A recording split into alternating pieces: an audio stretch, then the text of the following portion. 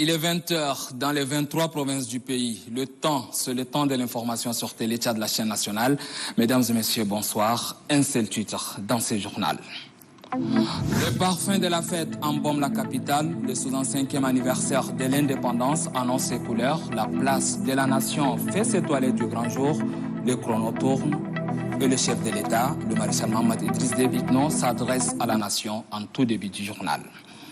C'est tout pour les titres, mesdames et messieurs. Votre attention, s'il vous plaît. Place au message du président de la République, le maréchal Mohamed Idriss Déby Itno. Il est des moments qui marquent d'une pierre blanche l'histoire et la marche de chaque pays. Notre cher, beau et grand pays n'en fait pas l'exception. À l'instar de la plupart des pays francophones africains, le Tchad a accédé à la souveraineté internationale le 11 août 1960. Le jour passe, les années se succèdent et la République du Tchad compte aujourd'hui 65 ans d'indépendance. 6 décennies et demie de marche, marquées de progrès notables, mais aussi des vicissitudes découlant de notre histoire tumultueuse. En ces instants précis, j'ai une pensée pieuse pour les pionniers de l'indépendance et leurs successeurs. À ces pères fondateurs, j'exprime la reconnaissance de la nation. Je m'incline devant la mémoire de ceux qui ne sont plus de ce monde. Nous mesurons pleinement le sens et la portée des sacrifices consentis pour la conquête de l'indépendance, de la liberté et de l'ancrage de la démocratie. Du haut de cette tribune du palais Toumaï, c'est avec une légitime fierté et une grande émotion que je prononce ces messages d'hommage et d'espoir pour l'avenir du Tchad, destinés aux filles et fils du pays, tant à l'intérieur qu'à l'extérieur. Au cœur de la diversité de nos cultures, de nos croyances et de nos terroirs réside notre plus grande force.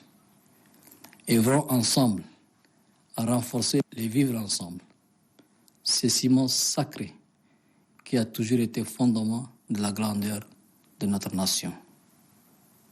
Mes chers compatriotes, l'indépendance de notre pays rime avec l'esprit panafricain qui nous anime et la ferme conviction qu'ensemble, nous bâtirons un Tchad prospère et respecté sur la scène régionale et internationale. Œuvrons résolument pour ce Tchad que nous voulons. Et grâce aux efforts collectifs, nous avons surmonté les épreuves rencontrées. Parmi elles, la phase de la transition politique bouclée par les différentes élections sans lesquelles notre pays aurait pu plonger dans le néant et le chaos.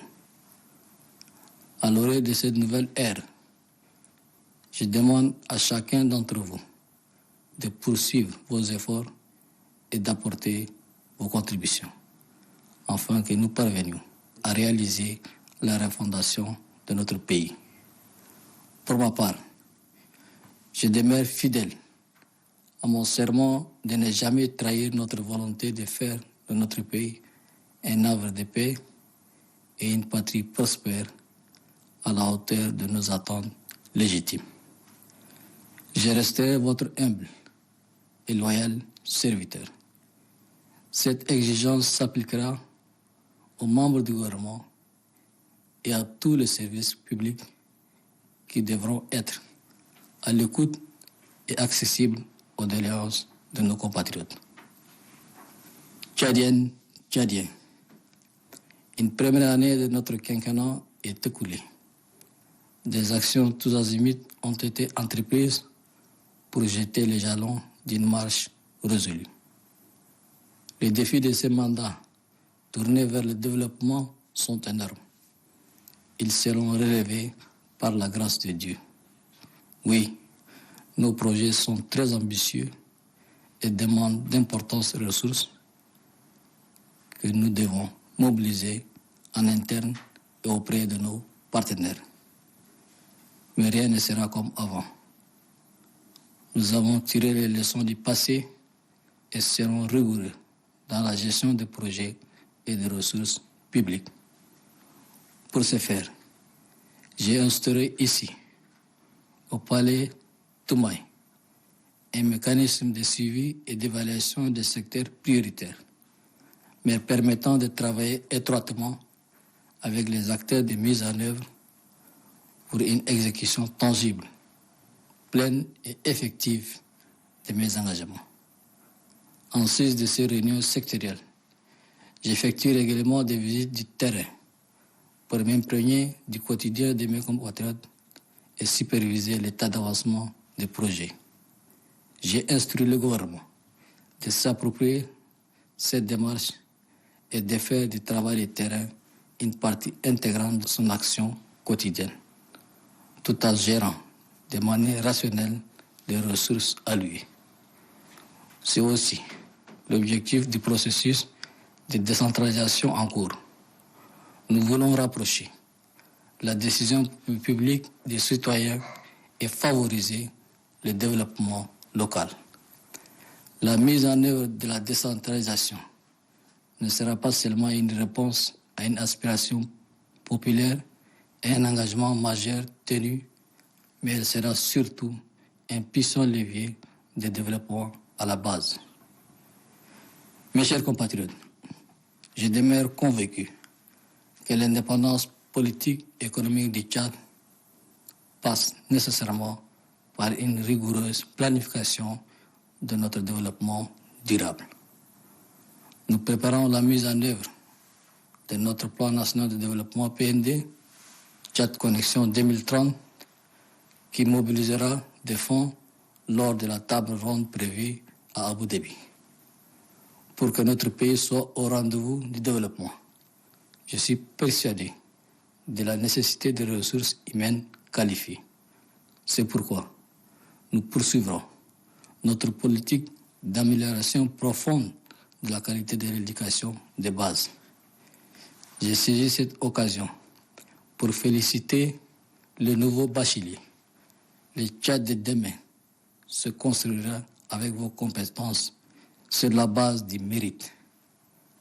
À l'échelle de l'enseignement supérieur, comme vous l'avez constaté, des efforts considérables sont déployés pour instaurer une culture de l'excellence.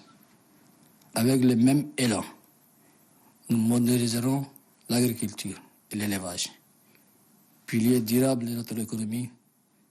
S'agissant précisément de l'élevage, nous passerons graduellement vers un modèle industriel pour faire du Tchad une référence régionale. Quant à l'agriculture, nous proposerons des solutions innovantes pour révolutionner ces secteurs, tout en renforçant les périmètres aménagés et irrigués. Il nous faut atteindre l'autosuffisance alimentaire. C'est une obligation pour notre pays qui en dispose les moyens nécessaires.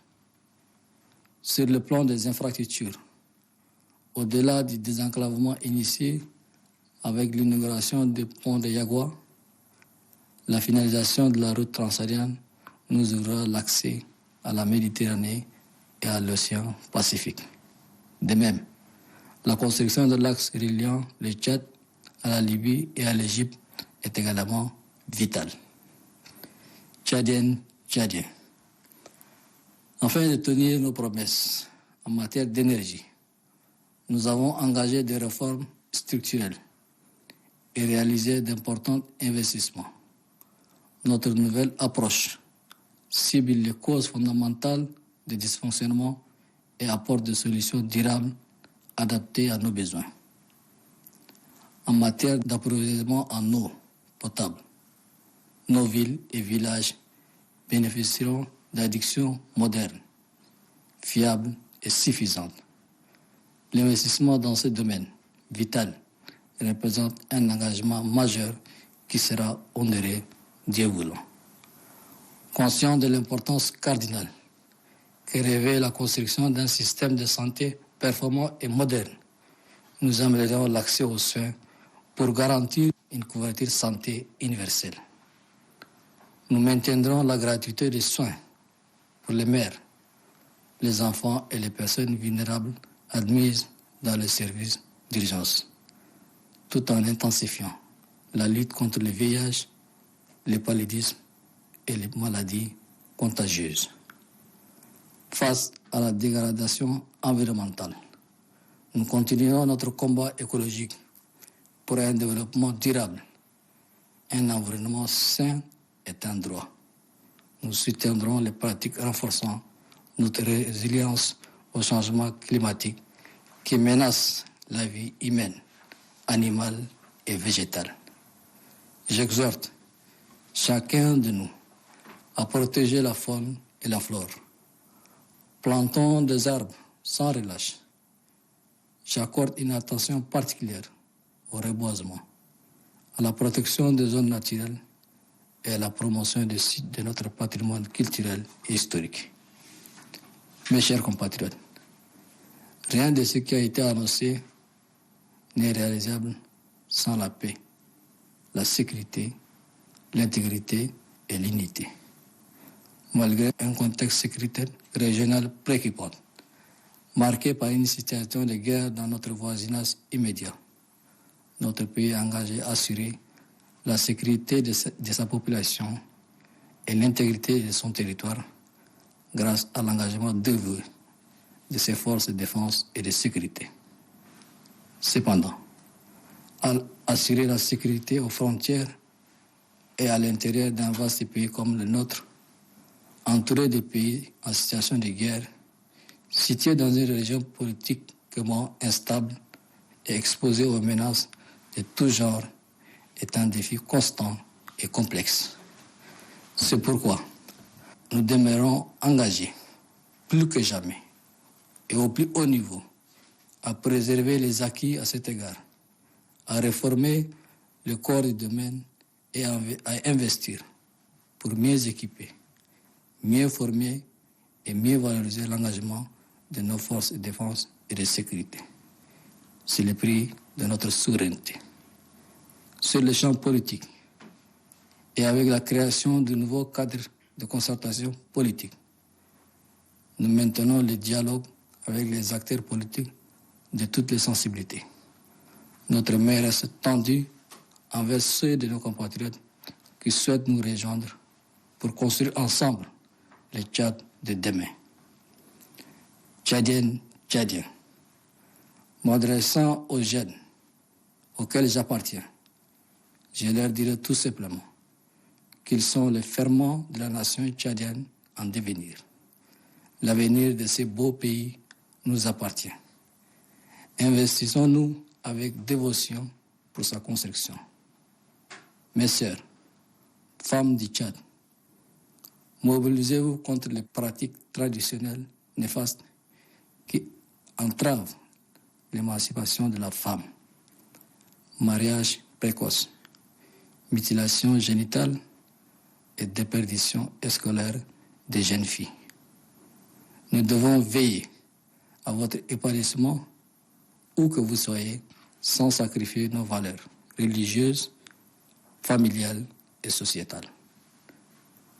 Mes chers compatriotes, si nous voulons obtenir des résultats dans notre marche vers le développement, nous devons agir avec fermeté contre le détournement des ressources publiques.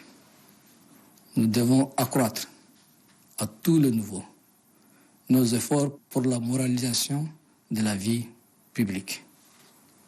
L'autorité indépendante de la lutte contre la corruption, la Cour des comptes et la justice doivent unir leurs efforts pour mettre fin à cette pratique.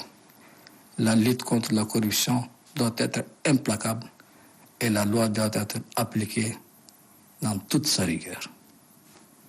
Tchadiennes, Tchadiennes, le Tchad est peiné par le déchirement que vivent les pays frères et amis en Afrique, au Moyen-Orient et partout dans le monde. La paix que nous chérissons pour le Tchad, nous le souhaitons également pour les pays frères en situation de guerre. Au niveau international, Le Tchad œuvre et continuera d'agir en faveur de la paix dans le monde et plus particulièrement en Afrique. À cet égard, l'Afrique, après des décennies d'indépendance de la plupart de ses États, doit assumer son destin, résoudre ses problèmes et accélérer son intégration.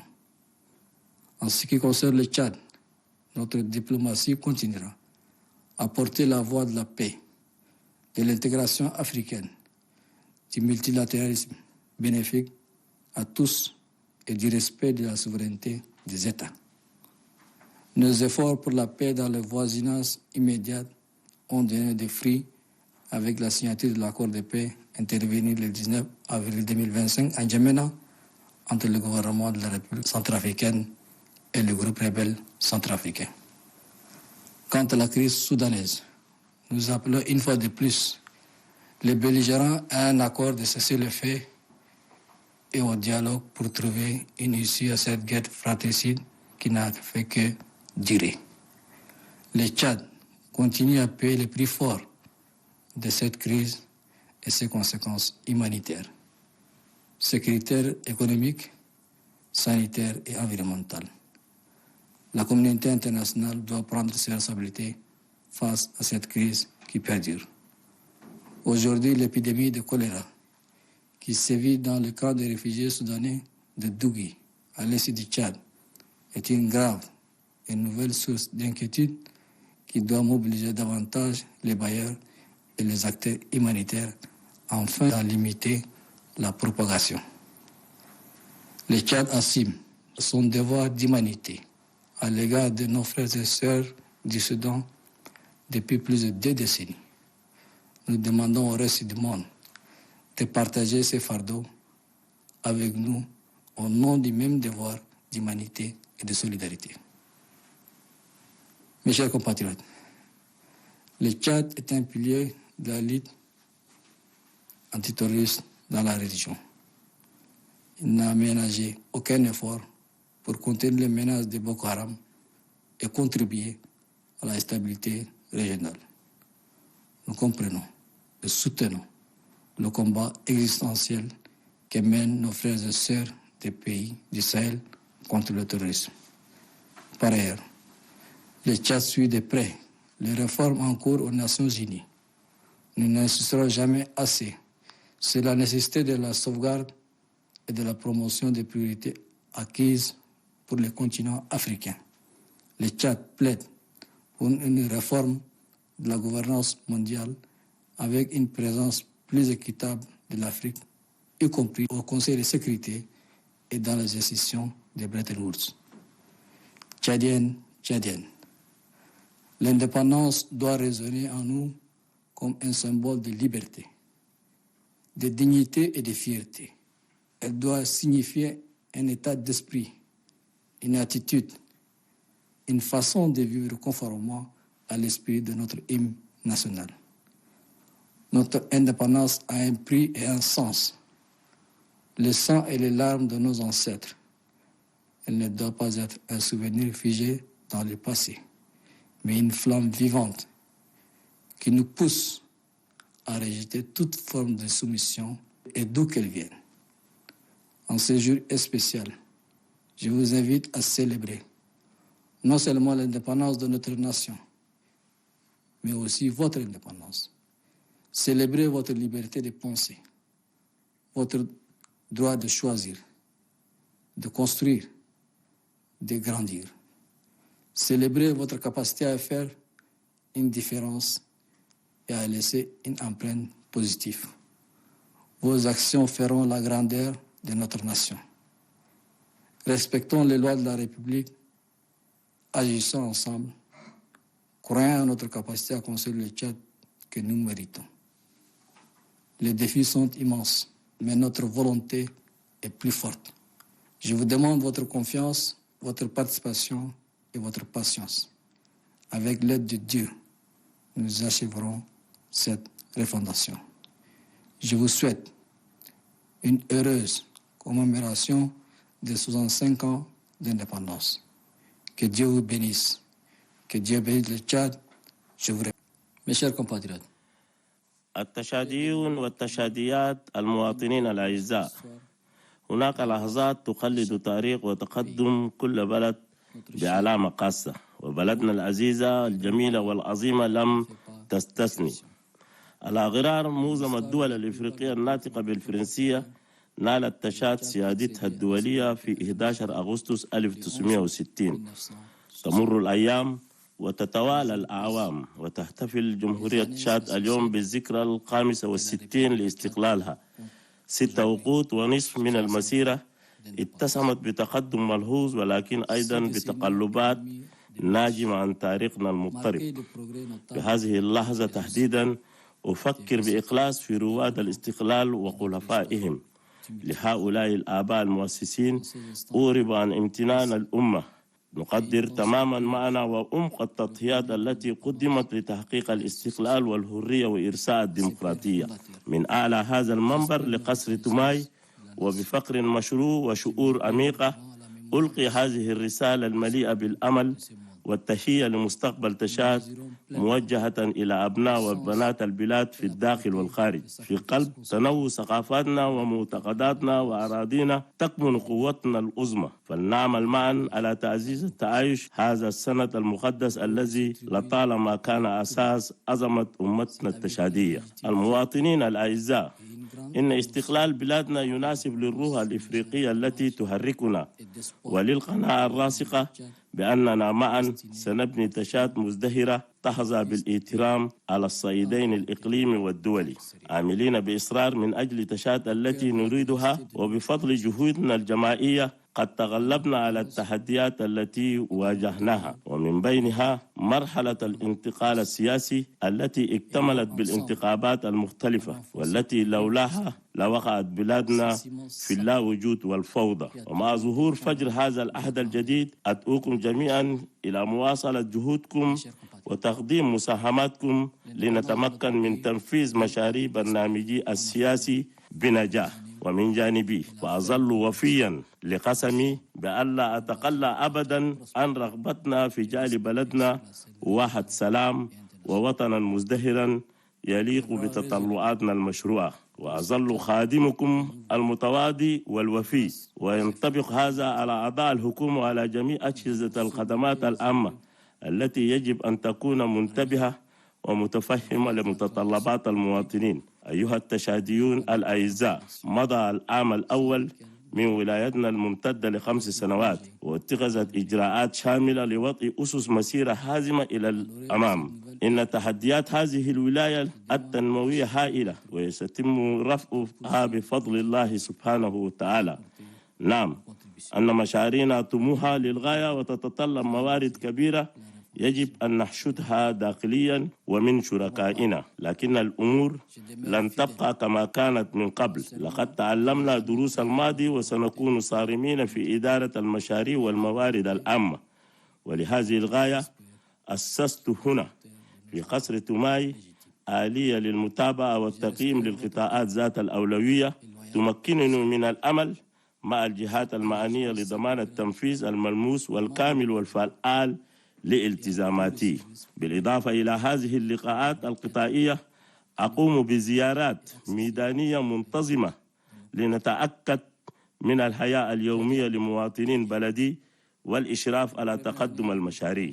وقد وجهت الحكومة لتولي زمام هذا النهج وجعل العمل الميداني جزءا لا يتجزأ من أنشطتها اليومية مع إدارة الموارد المخصصة بعقلانية. وهذا أيضا هو هدف عملية اللامركزية الجارية. نريد تقريب صنع القرار العام من المواطنين وتعزيز التنمية المحلية. لن يكون تطبيق اللامركزية استجابة لتطلعات شعبية والتزاما رئيسيا فحسب، بل سيكون قبل كل شيء رافعة قوية للتنمية الشعبية. أيها المواطنون الأعزاء، ما زلت على قناعة تامة بأن استقلال تشاد السياسي والاقتصادي يتطلب تخطيطا دقيقا لتحقيق تنميتنا المستدامة، وعليه نحن نستعد لتنفيذ خطتنا الوطنية للتنمية تشاد كونكشن 2030 التي سيتم جمع التمويل اللازم لها خلال اجتماع المائدة المستديرة المرتقب عقدها في أبو ظبي. ولكي تحقق بلدنا أهدافها التنموية، فإنني على قناعة تامة بالحاجة إلى موارد بشرية مؤهلة، ولذلك سنواصل سياستنا الرامية إلى تحسين جودة التعليم الأساسي بشكل جذري.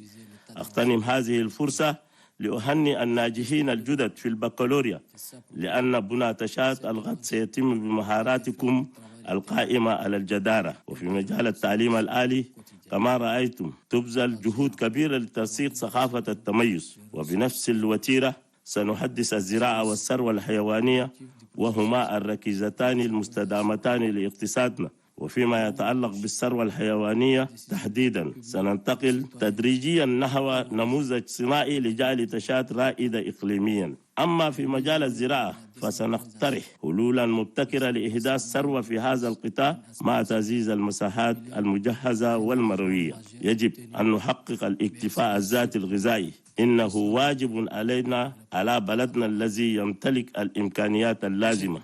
وفيما يتعلق بالبنية التحتية فإلى جانب فك الأزلة الذي بدأ بافتتاح جسر يقوى سيتيح لنا استكمال الطريق السريع العابر للصحراء الوصول إلى البحر الأبيض المتوسط والمحيط الهندي. وبالمثل يعد بناء الطريق البري السريع الذي يربط تشاد بليبيا ومصر أمرا حيويا أيضا. أيها التشاديون، للوفاء بوعودنا في مجال الطاقة أجرينا إصلاحات هيكلية واستثمرنا مبالغ كبيرة. يستهدف نهجنا الجديد الأسباب الجذرية للخلل ويوفر حلولا مستدامة تتكيف مع احتياجاتنا.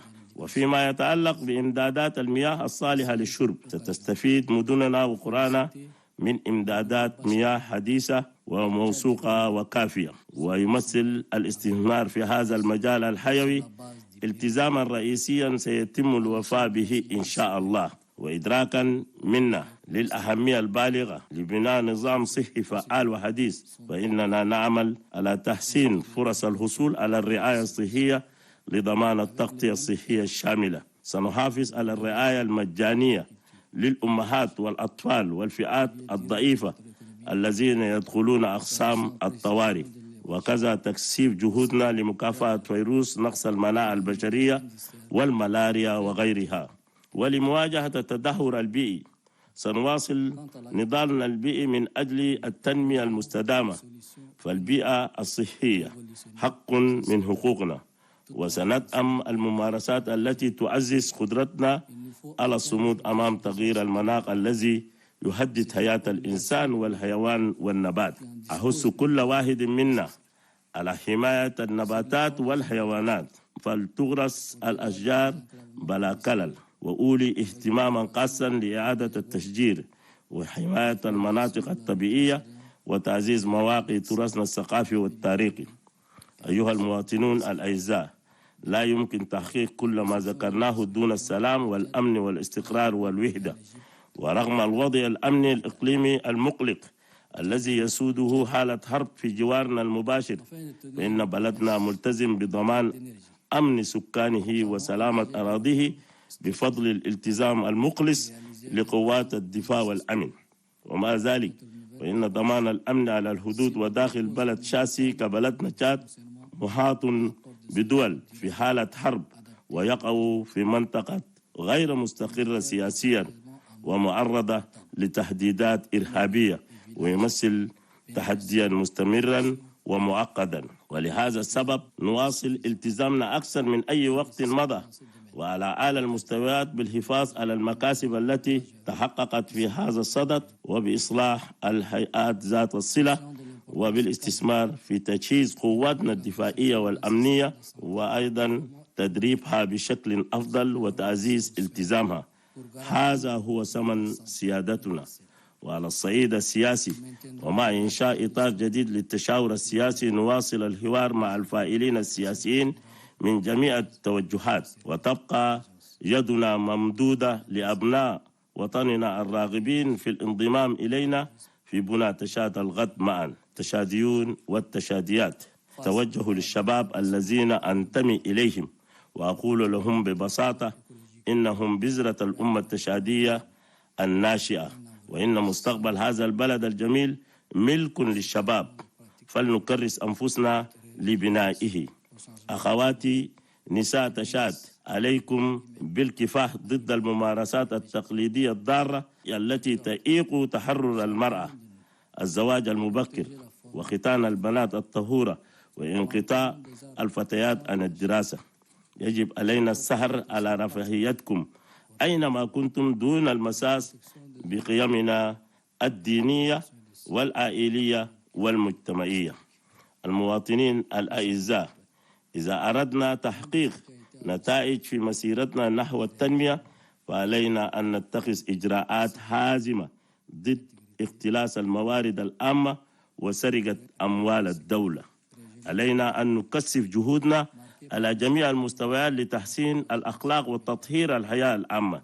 يجب على السلطة المستقلة لمكافحة الفساد وديوان المحاسبة والقضاء أن يضافروا جهودهم لوضع حد لهذه الممارسة والظاهرة الفاسدة. يجب أن تكون مكافحة الفساد بدون شفقة ولا رحمة، ويجب تطبيق القانون بكل صرامة ضد المفسدين. أيها التشاديون الأعزاء، تشعر تشاد بالحزن إزاء الاضطرابات التي تشهدها الدول الشقيقة والصديقة في إفريقيا والشرق الأوسط وحول العالم. إن السلام الذي نعتز به لتشاد هو أيضا أملنا للدول الشقيقة والصديقة التي تشهد حربا.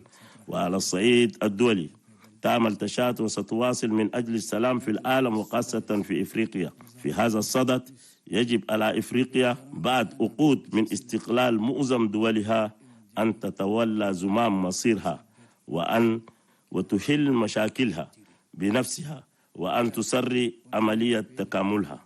وفيما يتعلق بتشاد ستواصل دبلوماسيتنا الدفاع عن السلام والتكامل الإفريقي والتعددية التي تعود بالنفع على الجميع واحترام سيادة الدول. وقد أثمرت جهودنا من أجل السلام في المنطقة المجاورة بتوقيع اتفاقية السلام في 19 أبريل 2025 في انجمعنا بين حكومة جمهورية إفريقيا الوسطى والجماعات المتمردة في جمهورية إفريقيا الوسطى. أما فيما يتعلق بالأزمة السودانية فندعو الأطراف المتحاربة مجددا إلى التوصل إلى اتفاق لوقف إطلاق النار والانخراط في حوار لإيجاد حل لهذه الحرب الأهلية التي طال أمدها. ولا تزال تشاد تدفع الثمن الباهظ لهذه الأزمة وعواقبها الإنسانية والأمنية والاقتصادية والصحية والبيئية. ويجب على المجتمع الدولي أن يتحمل مسؤولياته في مواجهة هذه الأزمة المستمرة. اليوم يشكل وباء الكوليرا المتفشي في مخيم دوجي للاجئين السودانيين شرق تشاد مصدر قلق خطير وجديد يستدعي تدخل المانحين والجهات الإنسانية الفائلة للحد من انتشاره. لقد قامت تشاد بواجبها الإنساني تجاه إخواننا وأخواتنا في السودان لأكثر من عقدين، ونناشد بقية العالم أن يشاركنا في هذا الواجب الإنساني والتضامني. المواطنين الأعزاء، إن تشاد رائدة في مكافحة الإرهاب في المنطقة ولم تدخر جهدا لاحتواء خطر بوكو هرام والمساهمة في الاستقرار الإقليمي. نحن نتفهم وندعم الكفاح الوجودي الذي يخوضه إخواننا وأخواتنا في دول الساحل ضد الإرهاب. وعلاوة على ذلك تتابع تشاد أن كسب الإصلاحات الجارية في الأمم المتحدة، ولا يسعنا إلا أن نؤكد على ضرورة حماية وتعزيز الأولويات المقصصة للقارة الإفريقية. تدعو تشاد إلى إصلاح الحوكمة العالمية بحضور إفريقي أكثر إنصافا بما في ذلك في مجلس الأمن ومؤسسات بريتون وودز. أيها التشاديون الأعزاء، يجب أن يتردد صدى الاستقلال فينا رمزا للحرية والكرامة والفقر. يجب أن يعبر عن حالة ذهنية وموقف وأسلوب حياة يسمع صداه ببلاغة في نشيدنا الوطني. لاستقلالنا ثمن ومعنى، دماء ودموع أجدادنا. يجب ألا يكون ذكرى مجمدة في الماضي بل شؤلة حية تلهمنا لرفض جميع أشكال الخضوع أيا كان مصدرها. وفي هذا اليوم المميز أدعوكم للاحتفال ليس فقط باستقلال أمتنا بل باستقلالكم أيضا. احتفلوا بحرية الفكر وحقكم في الاختيار والبنى والنمو. احتفلوا بقدرتكم على إحداث التغيير وترك بصمة إيجابية. أفعالكم ستجعل أمتنا عظيمة. فلنحترم قوانين الجمهورية، فلنتصرف كمواطنين وطنيين، ولنؤمن بقدرتنا على بناء تشاد التي نستحقها. إن التحديات هائلة لكن إرادتنا أقوى. أطلب ثقتكم ومشاركتكم وصبركم. بعون الله سنكمل هذا البنى. أتمنى لكم ذكرى سعيدة بمناسبة مرور 65 عاما على الاستقلال. بارك الله فيكم، بارك الله في تشاد وشكرا لكم. Que Dieu bénisse le Tchad. Je vous remercie. C'était là le message du président de la République, le maréchal Mohamed Idriss Déby Itno, adressé à la nation dans le cadre de la célébration du 65e anniversaire de l'indépendance du pays. Et pendant qu'on y est, la fête laisse déjà exhaler son parfum. Dans quelques heures, le pays va souffler sur les 65e bougies de son indépendance.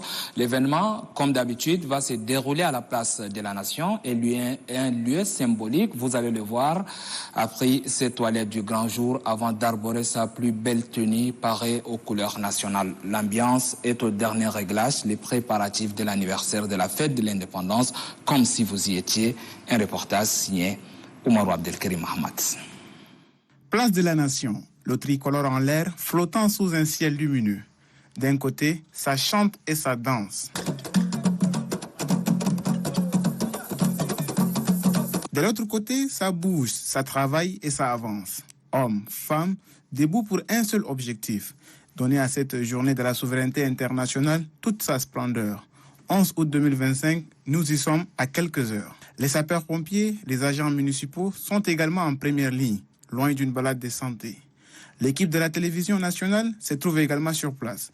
Ahmad Markhani et ses hommes font les derniers réglages pour permettre aux téléspectateurs et auditeurs de suivre la cérémonie depuis leur petit écran. Tout va bon train jusqu'à là. Une journée historique et emblématique qui s'annonce prometteuse. En attendant le défilé militaire, l'éclat de cet espace en dit long. 11 août 1960, 11 août 2025, cela fait pratiquement 65 ans que le Tchad accède à l'indépendance. En ce jour, la place de la Nation vibre au rythme de la souveraineté internationale. Quelques citoyens se retrouvent déjà sur le lieu pour immortaliser cet événement. Les forces de l'ordre, quant à eux, s'impatientent en attendant la gigantesque parade. Le président de la République, chef de l'État, le maréchal Mohamed Idriss Déby Itno, est la personnalité la plus attendue sur ce lieu. Impatience et frilosité des citoyens. Dans un communiqué officiel, le maire de la ville d'Indiamena, Senoussi Hassan Abdoulaye, invite ses concitoyens à sortir massivement pour assister au défilé du 11 août 2025. Depuis l'esplanade de la place de la Nation, Oumarou Abdelkarim Mohamed pour la télévision nationale. Oumarou, le parfum de la fête embaume déjà la capitale. N'Djamena vibre aux couleurs de l'événement, le 65e anniversaire de l'indépendance du pays, marqué à la veille par des danses. Comme cerise sur les gâteaux, d'un pluie, s'est invité, apportant du beau temps à la fête. Katnoua Théophile, reportage.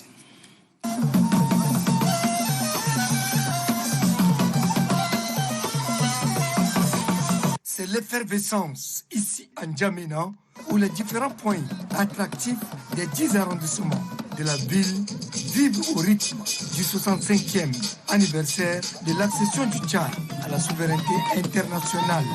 C'est une touche particulière de la mairie centrale pour apporter plus d'éclat à cette journée spécifique au Tchad. Les gens pensent que la mairie, c'est le curage de caniveau. Non, c'est pas ça. En prélude de la fête de l'indépendance, la commune de la ville de N'Djamena a décidé d'organiser cette journée culturelle pour faire vivre la ville de N'Djamena. Et nous invitons également toute la population à se joindre à nous demain à la place de la Nation à partir de 15h. Outre les festivités de l'après-midi, Nadifa Narebaï appelle la population ndjaménoise à sortir massivement pour participer à la célébration officielle de la fête de l'indépendance qui aura lieu à la place de la Nation en présence des plus hautes autorités du pays.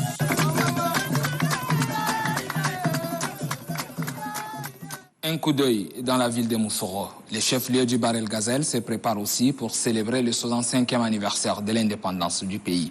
Le délégué général du gouvernement auprès de la province a convié ce matin les délégués et chefs de carré pour solliciter leur implication pour la réussite de cet événement. Ahmad Ali Daladou est sur place.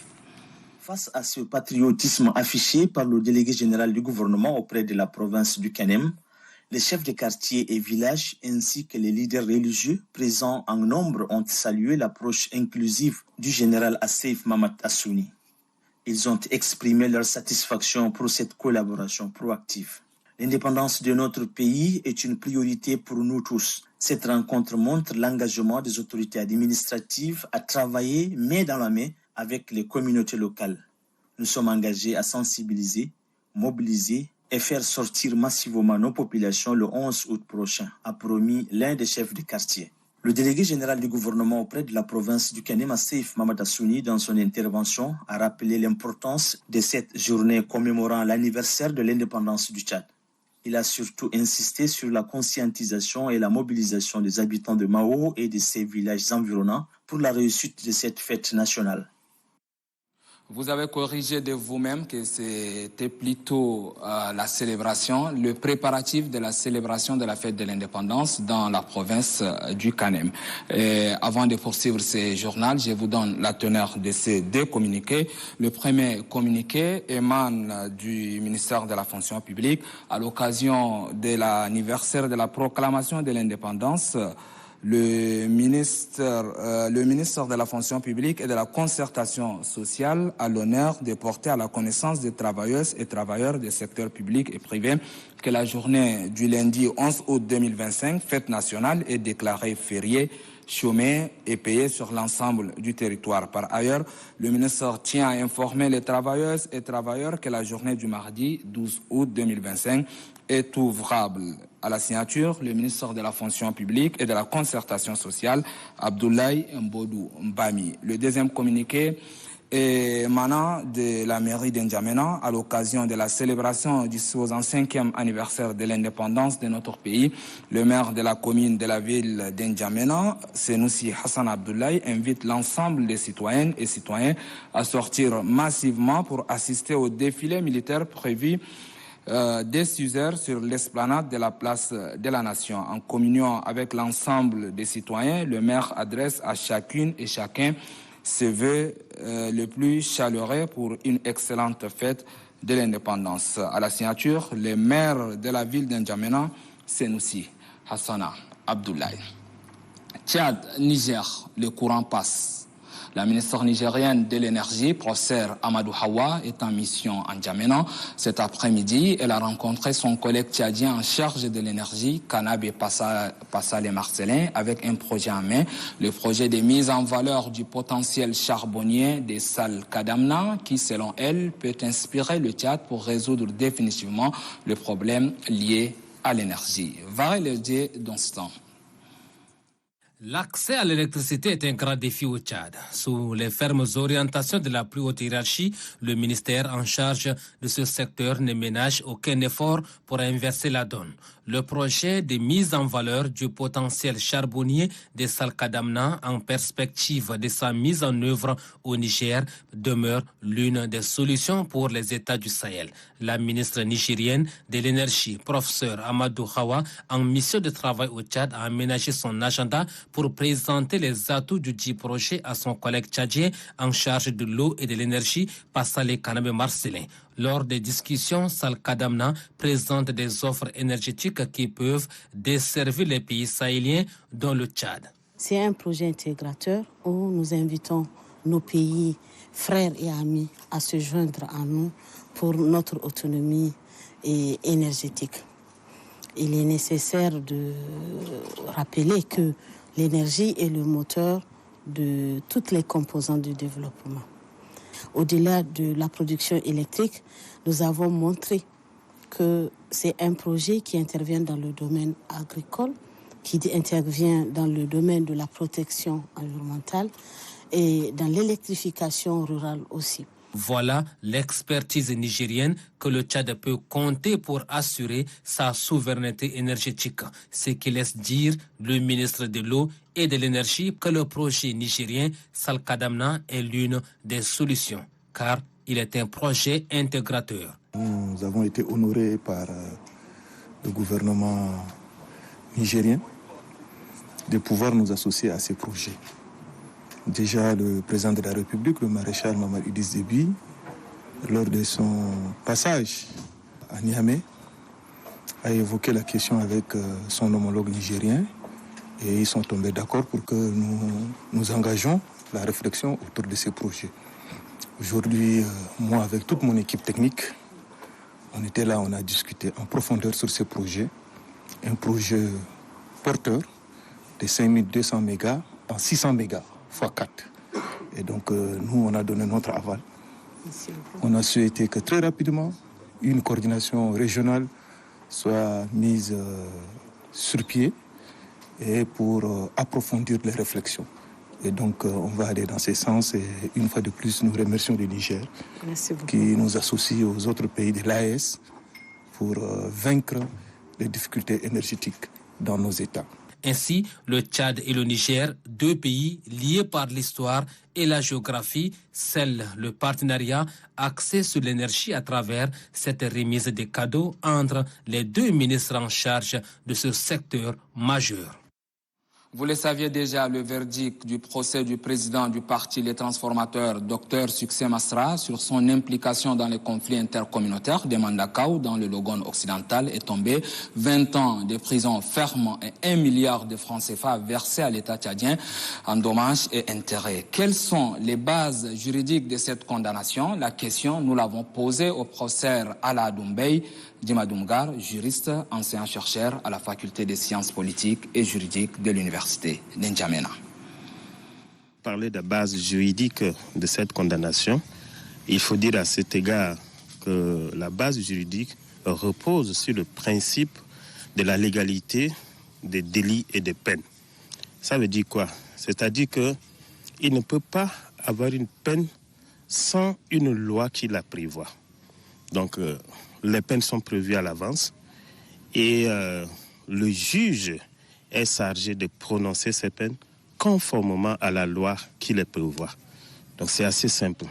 En matière pénale, on n'invente pas. En matière pénale, les peines existent, la loi les prévoit à l'avance et le juge ne peut que prononcer ces peines conformément à la loi. Et peut-être au-delà, conformément au principe du droit de la défense. Le droit de la défense, c'est-à-dire, c'est un principe fondamental du droit.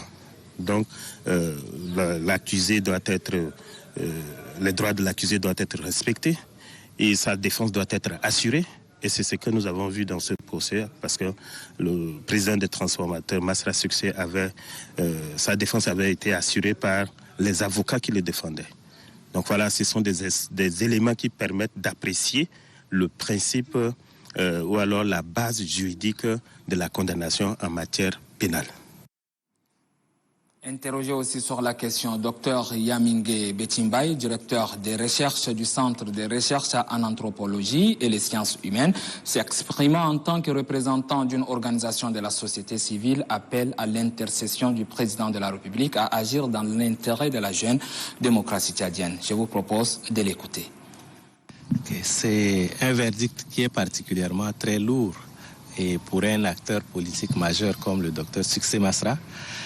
Donc du coup, il faudrait s'attendre à ce qu'il y ait des réactions de désapprobation au niveau de sa base. Mais le verdict étant déjà là et en considérant aussi le rôle actif des acteurs comme le Dr Succès Masra, notamment des leaders de l'opposition dans l'animation de la vie démocratique, il est utile peut-être que les plus hautes autorités, je pense qu'à ce stade, ce serait sûrement le président de la République, qu'il passe à l'offensive. Tout le monde s'attend à ce qu'il y ait une grâce présidentielle en faveur du Dr Succès Masra, déjà, pour qu'il ne soit pas indéfiniment privé de sa liberté, parce que c'est totalement inimaginable de considérer qu'un jeune leader politique aussi actif et dynamique que lui reste derrière les barreaux pendant 20 ans. Donc, le plus rapidement, il sera dehors et mieux ce serait pour la démocratie. Et ça pourrait aussi peut-être tempérer les ardeurs de ses militants et de ses supporters. Dans la province du Mayo-Kébi-Ouest, une délégation du ministère de l'Action sociale, des Affaires humanitaires et de la Solidarité nationale en mission a rencontré le délégué général du gouvernement, Abdelmanan Khattab. L'objectif de la mission, c'est à suivre dans cette correspondance de Kagombe. Voici des cartes.